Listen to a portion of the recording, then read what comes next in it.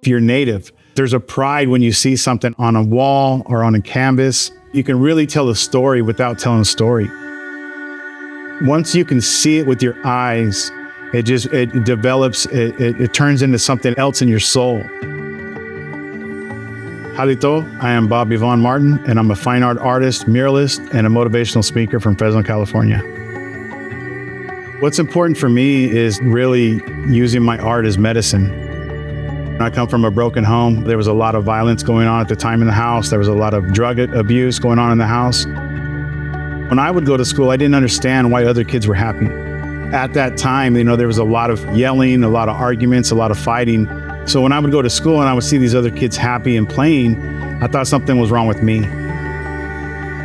One image that I really remember as a young person is I would draw a house.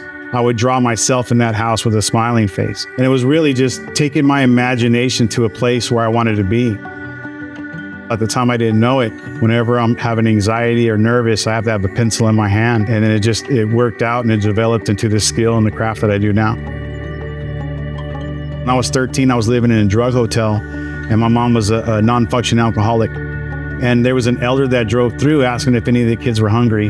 And at the time we were, and he ended up driving us an hour and a half to the Tule Indian Reservation.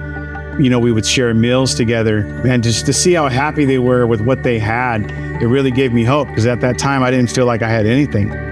So what that did is it motivated me to not even honor my ancestors, but just honor indigenous communities in general. The reason why I love to bring color into my art is I give an example. If you can imagine a sunset with no colors, it doesn't really draw anybody's attention to it. But if it's a big, beautiful purples and oranges and yellows, literally everybody outside at that time was going to stop and look at that sunset.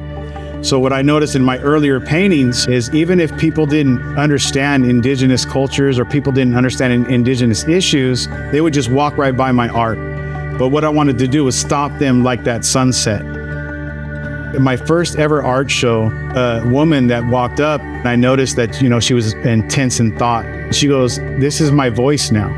This piece of art is my voice." A lot of our elders in our communities, some of these things are too rough, too painful to talk about, but now they have an image, a painting out there that's letting people know what happened to these people.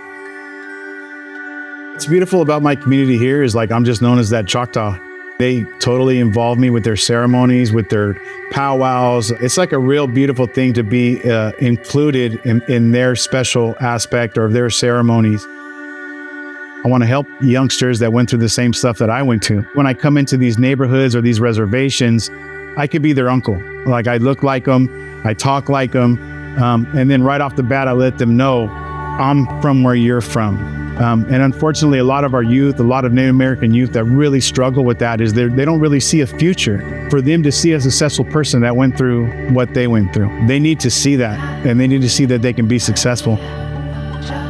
As a child, the only person I was able to talk to was my canvas. Now, for me to be able to share my art, my passion, my beliefs with the community, they support me.